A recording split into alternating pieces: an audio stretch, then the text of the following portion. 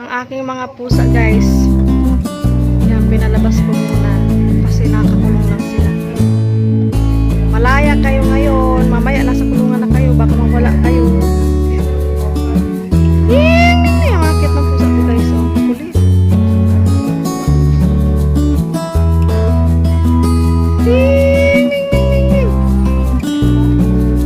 Yung guys, yung puti na yan. Oh. Ganda ng mata na yan.